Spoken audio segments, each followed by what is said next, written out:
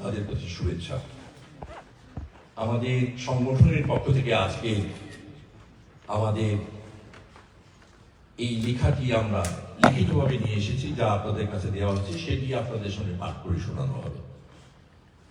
আজ আমরা প্রবাসের মাটিতে দাঁড়িয়েছি সেই কোটি কোটি বাংলাদেশের কণ্ঠস্বর হিসাবে, যারা আজ ভয়ে নিঃশব্দ, গণতান্ত্রিক অধিকার থেকে বঞ্চিত, নিজ দেশে নিজ ঘরে নিরাপত্তাহীন এবং শুধু একটি মুক্ত সুষ্ঠু অন্তর্ভুক্তিমূলক বাংলাদেশ গড়ার আকাঙ্ক্ষার কারণে নিপীড়নের শিকার। ডক্টর মোহাম্মদ ইউনূস ও তার অনির্বাচিত সরকারের নিয়ন্ত্রণে বাংলাদেশে নেমে গেছে রাজনৈতিক নিপীড়ন, ধর্মীয় সংখ্যালঘুদের উপর দমন পীড়ন, সাংবাদিক ও গণমাধ্যমের উপর দমন নীতি, মানবতা বিরোধী অপরাধ ও রাষ্ট্রযন্ত্রের ভয়ঙ্কর অপব্যবহার অন্ধকারে। Bangladesh human rights watch BHRW আয়োজিত আজকের এই সংবাদ সম্মেলনের প্রারম্ভে কিছু বিষয়ে খোলাসা করে দিতে চাই। সমাজের যে কোনো মানুষের মতোই আজকের আয়োজকদেরও বিভিন্ন পরিচয় রয়েছে, আমাদেরও স্বাভাবিকভাবেই রয়েছে বিভিন্ন পরিচয়। কখনো তা সাংস্কৃতিক কর্মী কিংবা সমাজকর্মী, কখনো রাজনৈতিক দর্শনের অনুসারী, কিংবা আমাদের আজকের পরিচয়।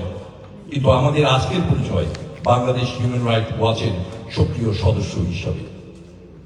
আমাদের পরিবেশিত তথ্য সমূহ নৈর্ব্যক্তিক ও ব্যক্তিগত মতামত ও পক্ষপাতিত্বের বাইরে রাখার সর্বোচ্চ প্রচেষ্টা থাকবে।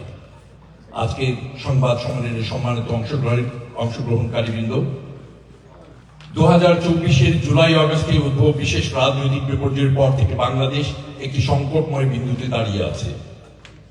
জাতীয় মহাসংকটের এই সন্ধিক্ষণে আন্তর্জাতিকভাবে সুপরিচিত Nobel laureate professor Mohammad Yunus হঠাৎ করে ক্ষমতার কেন্দ্রে চলে আসা একদিকে যেমন হতচকিত হবার মতো, আবার কিছু মানুষের জন্য ছিল আশাব্যঞ্জক।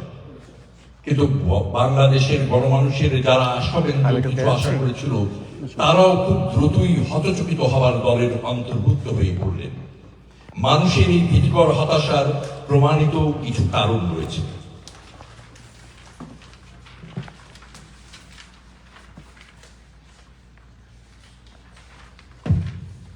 প্রিয় সুধীবন্ধু, আমাদের আজকের এই সংবাদ সম্মেলনের মাধ্যমে বাংলাদেশের নোবেল লরিয়েট প্রফেসর মোহাম্মদ ইউনূসের কাছ থেকে আশাব্যঞ্জক কিছু পাবার আশা থেকে বিপরীত প্রমাণিত হওয়ার ভীতিকর হতাশার কারণগুলো ধরে তোলার চেষ্টা করব তথ্য প্রমাণের ভিত্তিতে। আপনাদের প্রতি আমাদের বিশেষ অনুরোধ, আমাদের পরিবেশিত তথ্যগুলো সম্পর্কে আপনারা নৈর্ব্যক্তিকভাবে বিচার করবেন।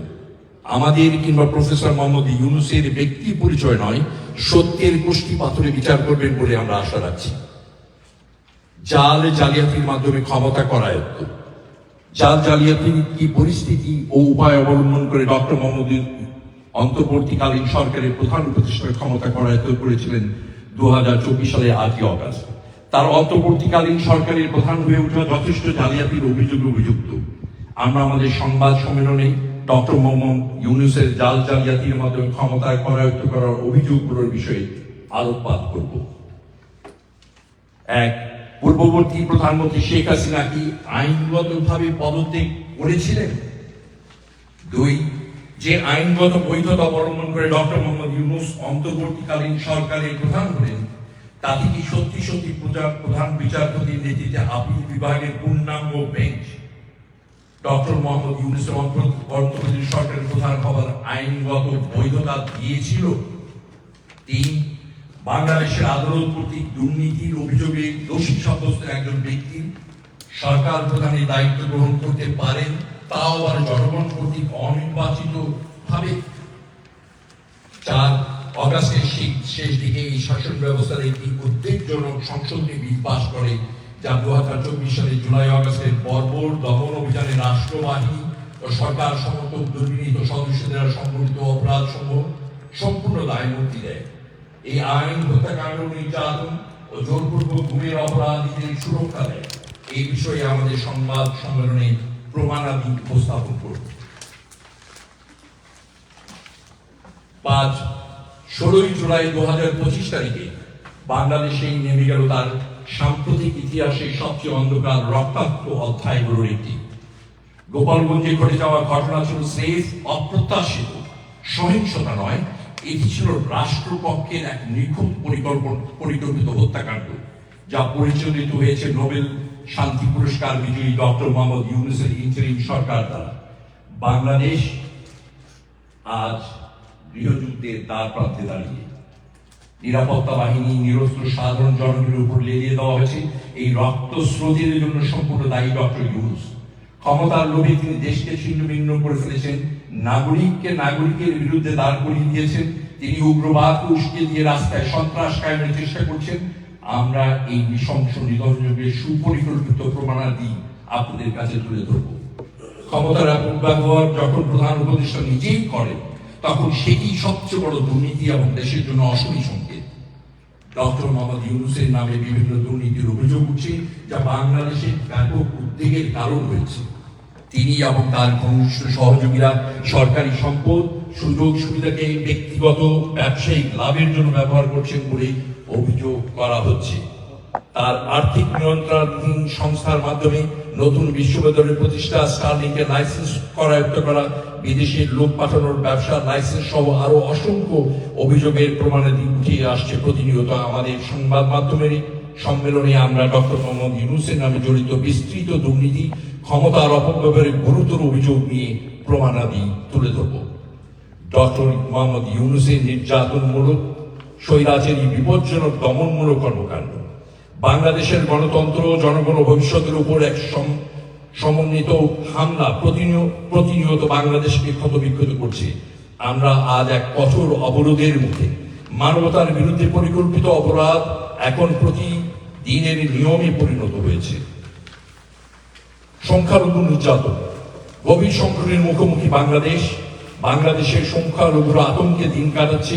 আমরা এমন এক অপ্রত্যাশিত অগ্নিসংযোগ, লুটপাট, হত্যা, ধর্মীয় জাতিগত সংখ্যালঘুদের উপর নির্বিচার হামলার দৃশ্যের সাক্ষী হচ্ছি। উচ্ছৃঙ্খল হেনস্থা, সামাজিক নিয়ন্ত্রণ, নারীদের উপর গণধর্ষণ ও হামলা ও তাদের জীবন ও ধর্মের প্রতি নির্মম আঘাত।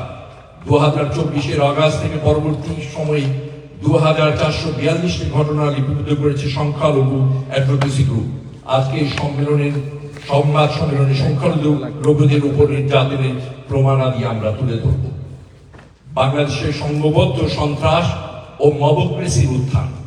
বাংলাদেশের অন্যতম শীর্ষ মানবাধিকার ও আইনগত সহায়তা সংগঠন আইন ও সালিশ কেন্দ্র SASK সম্প্রতি প্রকাশিত একটি প্রতিবেদনে জানানো হয়েছে, অগাস্টে 2024 থেকে 2025 সালে 23 জুন পর্যন্ত অন্তত 979 জনকে মব হামলায় হত্যা করা হয়েছে। বিশেষ করে তৌহিদি জনতার নামে ডানপন্থী চরমপন্থী একটি সহিংস গোষ্ঠী নারীদের উপর চরম দমন, নিপীড়ন, নির্যাতন, যৌন সহিংসতা, সামাজিকভাবে অপমান করার মতো ভয়ঙ্কর অপরাধ চালিয়ে যাচ্ছে।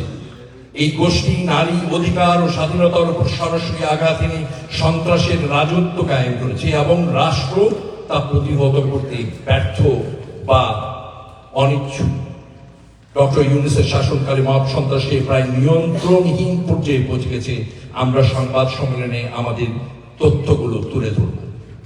নারীর প্রতি নৃশংসতা, বাংলাদেশের নারীর উপর নির্যাতন, মিথ্যা মামলা, অধীনস্থ করার প্রচেষ্টা, নারীর অধিকার আজ বাংলাদেশের ইতিহাস এক ভয়াবহতম আক্রমণের মুখে। ডক্টর মোহাম্মদ ইউনূসের নেতৃত্বাধীন শাসন ব্যবস্থায় নারী নির্যাতন, ধর্ষণ, সামাজিক হয়রানি, কর্মক্ষেত্রে বৈষম্য নতুন মাত্রা পেয়েছে। গ্রামীণ ও শহরে উভয় অঞ্চলে নারীকে তার পরিধেয় পোশাক, রাজনৈতিক মতের কারণে কিংবা প্রতিবাদে অংশ নেওয়ার জন্য শারীরিক ও মানসিক নির্যাতনের শিকার হতে হচ্ছে। বিচার ব্যবস্থার অবক্ষয় ও দোষীদের দণ্ডমুক্তির সংস্কৃতি নারী নিরাপত্তা সম্পূর্ণভাবে ধ্বংস করে দিয়েছে। ঢাকা ট্রিবিউনের এক প্রতিবেদনে বলা হয়েছে, শুধু 20 জুন থেকে 29 জুনের মধ্যে দেশে 24টির বেশি ধর্ষণের ঘটনার রিপোর্ট হয়েছে। নারীর বিরুদ্ধে যৌন সহিংসতা এখন মহামারী স্তরের সংকট পৌঁছেছে। নারীর অধিকার দমন, অপরাধীদের জন্য শাস্তি নিশ্চয়তার অভাব, এই দুটি মিলে বাংলাদেশকে একটি বিপজ্জনক পশ্চাৎপদতার দিকে ঠেলে দিচ্ছে, যা নারীর সমতার জন্য গত কয়েক দশকের অর্জনকে ধ্বংস করেছে। গণমাধ্যম কর্মীদের উপর নৃশংসতা ও মিথ্যা মামলা। বাংলাদেশে মত প্রকাশের স্বাধীনতা ও সাংবাদিকদের নিরাপত্তা ভয়াবহ হুমকির মুখে। ডক্টর ইউনূসের নেতৃত্বাধীন বর্তমান শাসন ব্যবস্থায় সমালোচনামূলক প্রতিবেদন প্রকাশ করার মাধ্যমে গণমাধ্যম কর্মীদের জন্য জীবন সংহারী ঝুঁকিতে পরিণত হয়েছে। আন্তর্জাতিক মানবাধিকার সংস্থাগুলো এই পরিস্থিতি নিয়ে গভীর উদ্বেগ প্রকাশ করেছে। সাংবাদিকদের উপর নির্যাতন ও হয়রানি কেবল ব্যক্তি অধিকার লঙ্ঘন নয়, এটি পুরো জাতির তথ্য পাওয়ার স্বাধীনতার উপর সরাসরি আঘাত। আমরা অবিলম্বে সকল সাংবাদিকের মুক্তি, মিথ্যা মামলা প্রত্যাহার এবং সংবাদপত্রের স্বাধীনতা নিশ্চিত করার জন্য আন্তর্জাতিক সম্প্রদায়ের হস্তক্ষেপ দাবি করছি। বাংলাদেশ ও অঞ্চলের জন্য ক্রমবর্ধমান মৌলবাদী হুমকি। দীর্ঘদিন ধরে বাংলাদেশ ধর্মনিরপেক্ষ চেহারার আড়ালে লুকিয়ে থাকা ইসলামপন্থী চরমপন্থা এখন প্রকাশ্যে এসেছে। 2024 সালের আগস্টে শেখ হাসিনার পতনের পর জামায়াত ইসলামের জাতীয় রাজনীতির প্রধান শক্তি হিসাবে আবির্ভূত হয়েছে।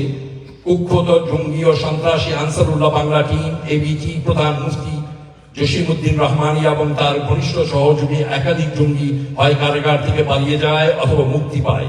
এতে তাদের নেটওয়ার্কের পুনর্গঠনের পথ সুগম হয়। খিলাফতপন্থী আন্তর্জাতিক জঙ্গি সংগঠন হিজবুত তাহরির, যারা ক্ষমতার পরিবর্তনে গুরুত্বপূর্ণ ভূমিকা রেখেছিল, এখন দেশের বিভিন্ন বিশ্ববিদ্যালয়ে সক্রিয়। পাশাপাশি জামাতুল মুজাহিদিন বাংলাদেশ জেএমবি তাদের সাংগঠনিক কর্মকাণ্ড বাড়িয়ে তুলছে, যা শুধু বাংলাদেশের নয়, সমগ্র দক্ষিণ এশিয়ার নিরাপত্তার জন্য গুরুতর হুমকি তৈরি করছে। ইতিহাস বিকৃতি, বঙ্গবন্ধু ও মুক্তিযুদ্ধের উত্তরাধিকার মুছে ফেলার অপচেষ্টা। দেশের ইতিহাস বিকৃত করে মুক্তিযুদ্ধের চেতনা ধ্বংস ও চরমপন্থী শক্তিকে সাহসী করে তোলার এক বিপজ্জনক প্রক্রিয়া চলছে ডক্টর ইউনূসের সরকারের প্রত্যক্ষ তত্ত্বাবধানে। সর্বশেষ জুলাই ঘোষণাপত্রের মাধ্যমে বাংলাদেশের ইতিহাস বিকৃত করার উদ্দেশ্যে তত্ত্বাবধায়ক সরকার স্বাধীনতার পরাজিত শক্তির তত্ত্বাবধানে ষড়যন্ত্রে লিপ্ত বলে প্রতীয়মান হয়। সম্মানিত গণমাধ্যমের সদস্যবৃন্দ, মানবাধিকার কর্মী, গণতন্ত্রের বন্ধুদের কাছে আমরা আমাদের আজকের এই সংবাদ সম্মেলনের মাধ্যমে বিস্তারিত তথ্য তুলে ধরার অঙ্গীকার করছি। আমরা আন্তর্জাতিক সম্প্রদায়, মানবাধিকার সংস্থা, বিশ্ব গণমাধ্যমকে আহ্বান জানাই, এই ডক্টর ইউনূসের তত্ত্বাবধায়ক সরকার নামক ছদ্মবেশে যে বর্বর দমন নীতি চালানো হচ্ছে তা সারা বিশ্বের সামনে উন্মোচিত করুন। বিশ্ব বিবেকের প্রতি আহ্বান, বাংলাদেশের গণহত্যার পটভূমি তৈরি হয়েছে। হত্যা, দমন, নিপীড়ন কঠিন করে তুলেছে জনজীবন ও মুক্ত রাজনৈতিক কার্যক্রম। বন্ধ করুন এই নির্মম হত্যা, গুম, নারী নির্যাতন, সংখ্যালঘু অত্যাচার, আইনের শাসনের বিরুদ্ধে বিধ্বংসী নীতিমালা। বাংলাদেশকে রক্ষা করুন, স্বৈরাচারী মনোবৃত্তির ইউনূস সরকারকে না বলুন। প্রিয় সুধী সমাজ, আমি বাংলাদেশ হিউম্যান রাইট ওয়াচের ইউএসএ সাধারণ সম্পাদক ইঞ্জিনিয়ার মোহাম্মদ আলীকে আজকের প্যানেলের সাথে সংবাদ সম্মেলন শুরু করার জন্য আহ্বান জানাচ্ছি। উপস্থিত সকলের কাছে আমাদের অশেষ কৃতজ্ঞতা জ্ঞাপন করছি। শামীম চৌধুরী, উপদেষ্টা মণ্ডলীর সদস্য।